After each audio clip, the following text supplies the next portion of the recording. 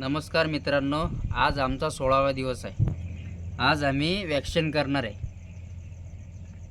आम्ही vaccine direct टाकीतून करत असतो, का बरं की याला एसी फॉर्मला टाकीतून वॅक्सिन करत असतात। हे बघू शकता मित्रांनो, लस आमच्याकडे आम्ही डायरेक्ट टाकीतून वॅक्सिन करत असतो, कारण की याच्यामध्ये टाकीतून वॅक्सिन करण्याचा असं आहे की पक्षी या कंपनीचं असं आहे की डायरेक्ट हे डोळ्यामध्ये वॅक्सिन देत नाही, डायरेक्ट पाण्यातून देत असतात।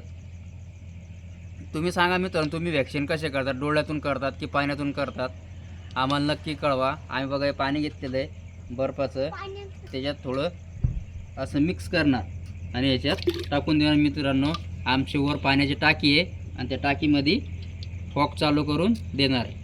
तुम्ही पक्ष्यांना ट्रेस देता की नाही देता हे तुमच्यावर अवलंबून आहे, कारण की आम्ही पक्ष्यांना ट्रेस देत नाही मित्रांनो। आमचे 18,000ची कॅपॅसिटी आहे। आमचं पाईपलाईनमध्येच मित्रांनो 300 लिटर पाणी बसतोय, त्याच्यामुळं आम्हाला ट्रेस द्यायची हे गरज पडत नाही मित्रांनो। हे बघू शकता तुम्ही।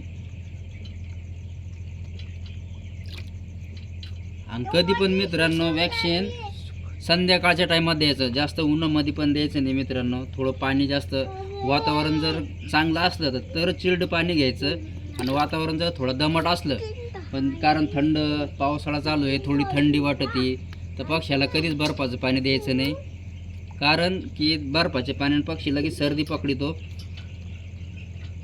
तुम्हाला जर द्यायचं असेल तर कधी पण दूध पावडरमध्ये वॅक्सिन द्यायचं मित्रांनो।